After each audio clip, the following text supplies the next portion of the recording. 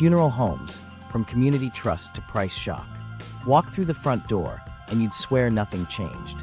Same family photos, same oak chairs, same director in a dark suit saying he grew up here. But 2 LLCs up, the paperwork leads to Houston, Service Corporation International. SCI learned long ago you don't erase the legacy name. You wear it like camouflage. Buy the flagship in town, keep the sign, and you've bought the trust that took 3 generations to build. Owning the flagship is only the first move. The next is controlling the flow of grief. When obituaries route through corporate portals, the family's first clicks land on properties the chain owns. Newspapers partner with consolidators to simplify submissions. Fees rise, extras appear, and the landing page quietly nudges you toward a package. From there, the price ladder does the lifting. Basic services sets the anchor. Embalming sits a rung above. Premium caskets and vaults gleam at the top. Here's where price opacity earns its keep. The FTC's funeral rule says families are entitled to an itemized price list. In practice, most don't ask, and many homes don't volunteer it fast. Sales scripts frame choices as norms. What most families choose is, no one wants to look cheap at a funeral. That sentence moves more money than any coupon ever could. Under the bundle, line items multiply. Removal and preparation fees, use of facilities, vehicles, obituary placements, prayer cards, live stream add-ons. The total creeps, then leaps. SCI's scale lets it play an old insurance game with a new product. Float. Pre-need contracts, paying years in advance, create pools of cash. Required trusts hold principal, but the investment returns and breakage become revenue streams. Across thousands of locations, that's meaningful income, smoothed over time. The sales pitch sounds like peace of mind. The spreadsheet sees low-cost capital. Meanwhile, the casket room teaches retail psychology. A handful of top-of-line models at breathtaking prices set a frame. Mid-tier looks reasonable by contrast, even as margins stretch. Third-party caskets, protected by law, can be used, yet families report pushback. Handling fees, warnings about fit, subtle shaming. The goal isn't to block alternatives outright. It's to make choosing them feel fraught and time-consuming in a week when time is thin. Cemeteries add a second act to the ticket. Perpetual care fees, required vaults, and graveside services stack on top of burial rites. Headstone installation has a separate schedule. The upsell is quiet but steady, upgraded liners to protect the casket, better locations close to the trees, weekend service premiums. Package anchoring makes a la carte choices look like hassles. The family feels guided, the margins rise. Behind the building, the balance sheet is changing. Sale-leasebacks turn land into cash for acquisitions and, at times, shareholder returns. The operating company becomes asset-light, until the rent bill arrives each month. Pressure to hit average ticket targets mounts. Pre-need quotas set by corporate filter down to directors who still see themselves as neighbors. The job didn't use to include sales math. Now it does. Local brand camouflage keeps the flywheel turning. You call Henderson & Sons because your parents did. The website looks familiar. The director knows your cousin. Only later, if at all, do you learn SCI or another chain wrote the playbook and set the prices. That's the point. Trust earns time, and time blurs scrutiny. Most families won't drive to a competitor and start over. Grief compresses options.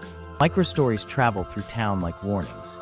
A son complains that the obituary price doubled after Henderson's changed hands. An aunt tries to use a casket she found online and gets hit with a non-standard handling fee. An executor gets a call about cemetery opening and closing charges that weren't in the earlier conversation. None of these are illegal. Together, they describe a system that bills the moment, not the person. SCI's investors see discipline, consolidated purchasing, centralized call centers, standardized processes, and yield on pre-need funds. They also see a fragmented market that still leaves share to capture. When your competitor is a family shop with limited capital, you can outlast and outspend. Acquire the marquee property, then the feeder homes in surrounding neighborhoods. Price rises don't need to be dramatic. A few percentage points each year, compounded, does the work. Not every chain behaves badly. Many directors care deeply and cushion families where they can, but incentives lean the same direction. When targets tied to packages sold and pre-need signed, empathy becomes a tactic as well as a virtue. Words like honor, legacy, and celebration of life carry moral weight. They also justify a higher line on the invoice. There's a way through this, but it starts before you're sitting in that chair. Ask for the general price list immediately. Compare at least 2 homes. Verify who owns the local brand. If it's SCI or another consolidator, know the playbook and push for itemization. Consider third-party caskets and independent cemeteries with clear fee schedules. Pre-need only if portability and refunds are clean, and understand that any pre-need float primarily benefits the operator, not you. By the time the paper slides across the desk, the game is already set. The names on the wall say family. The numbers in the system say finance. Vertical integration, monetizing the final mile. While the front door still says Henderson and Sons, the back office runs a map. It's a pathway, not a place. Assisted living to home health to hospice to funeral. Own or align each stop, and you don't have to sell hard.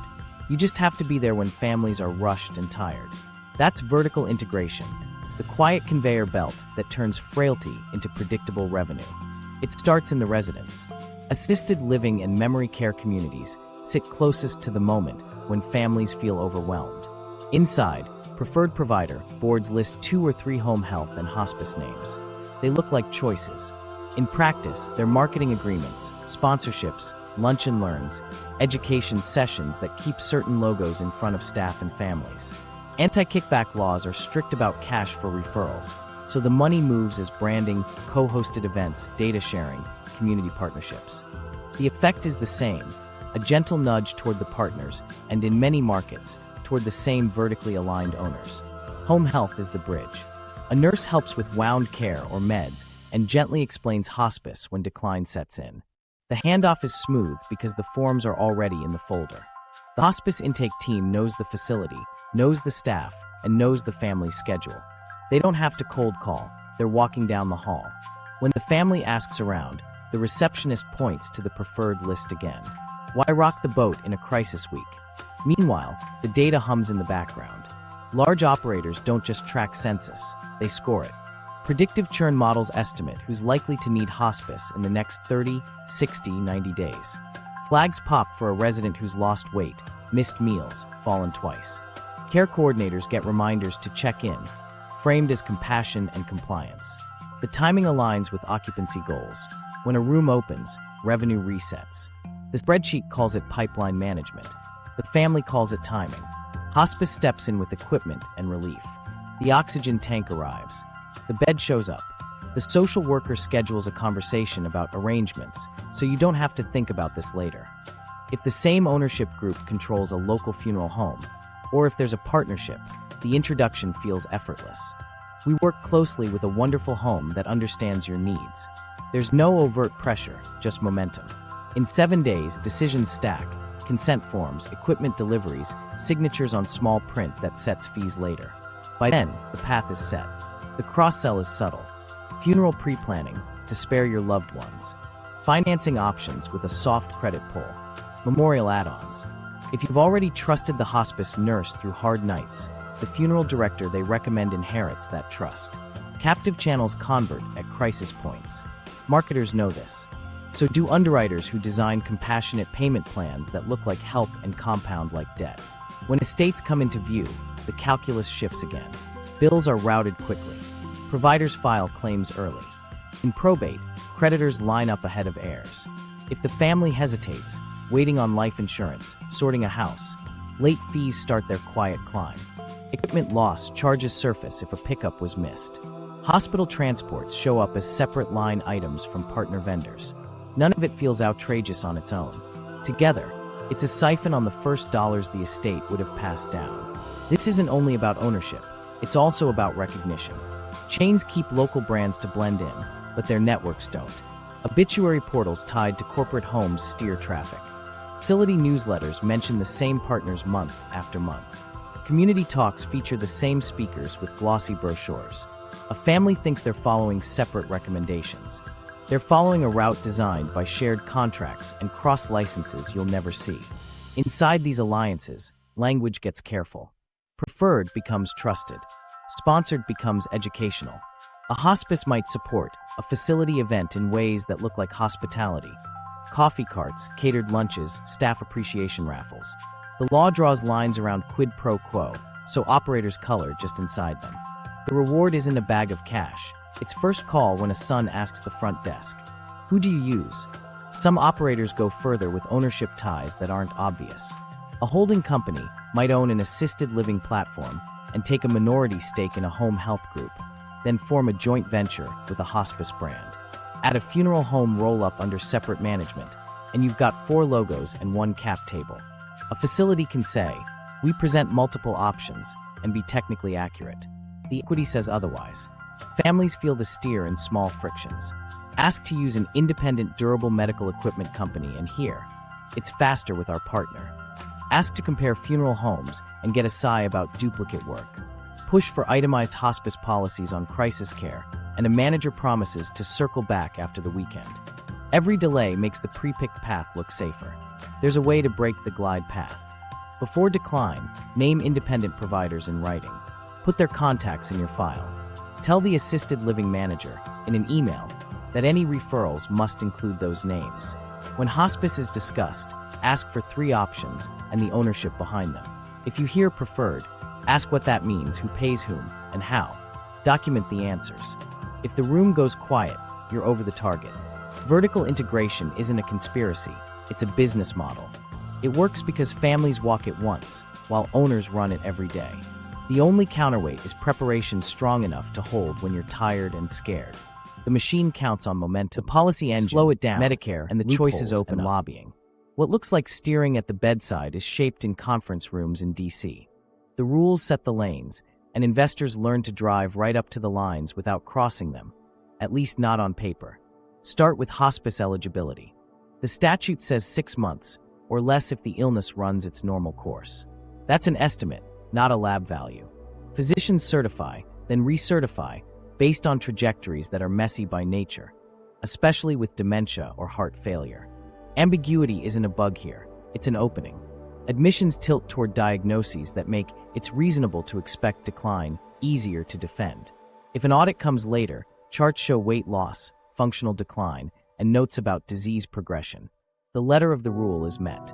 The spirit bends. Compliance risk is priced like weather. Operators know the thresholds that trigger review. Too many patients over 6 months, too few higher acuity days, recertification patterns that look formulaic. So they build buffers. Discharges for no longer terminal, reset the clock, and lower averages. Documentation training drills phrases that answer the common surveyor questions. When penalties land, they land years after the revenue. In boardrooms, fines get modeled as probabilities against gross margin, tolerable variance in a stable line of business. Meanwhile, the reimbursement staircase nudges behavior. Routine home care pays one rate. Continuous home care and general inpatient pay more, meant for crises and symptom flares. Providers read the guidance and see levers. Some underuse crisis care to keep direct costs down. Others swing the other way, billing intensives in patterns that raise eyebrows later. Regulators respond with memos and program integrity bulletins. But memos don't change the math.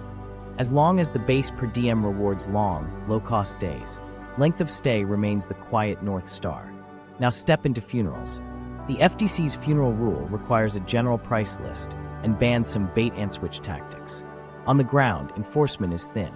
Inspections don't happen often, and penalties rarely make headlines. Chains adapt by complying in form and shaping in practice. Bundled packages are technically itemized, but the presentation steers to the middle tier. Casket handling fees are allowed under certain conditions. Non-standard becomes a label that justifies a charge. State-level disclosure rules vary, and oversight offices are understaffed. If you want to know why price opacity survives, look at capacity, not principle. Anti-kickback statutes should stop money for referrals across the care continuum. They do when it's blatant, but the gray zone is wide. Marketing agreements, sponsorships, paid education lunches, these live under safe harbors and compliance reviews. Legal teams scrub contracts to pass tests.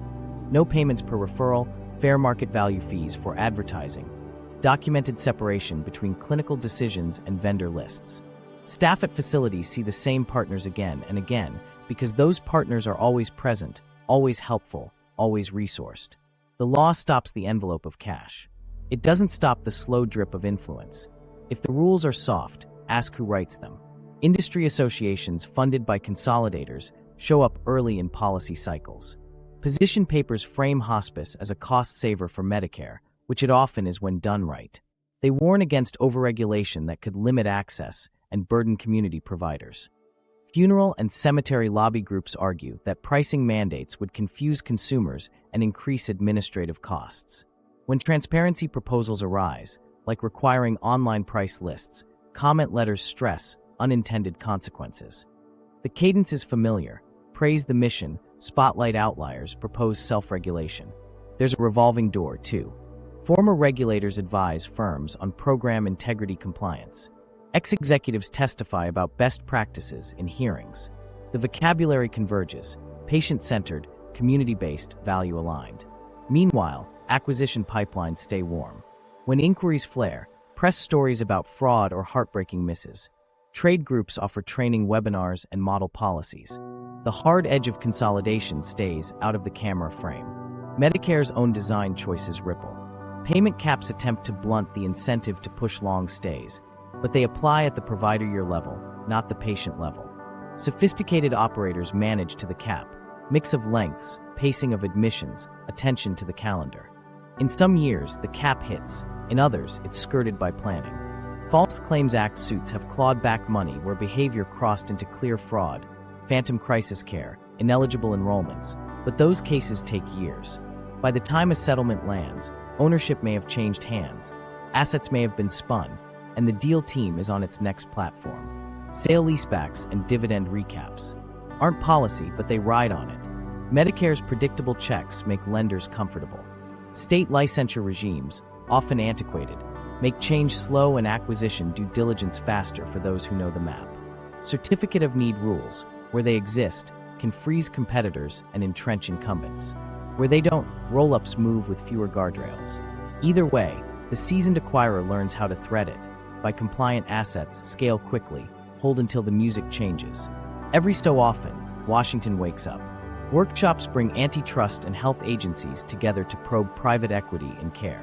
Officials describe the flip and strip model: short-term horizons, debt burdens, and manageable fines. Public inquiries ask for data on staffing, outcomes, and pricing after buyouts. These moments matter. They also move at government speed.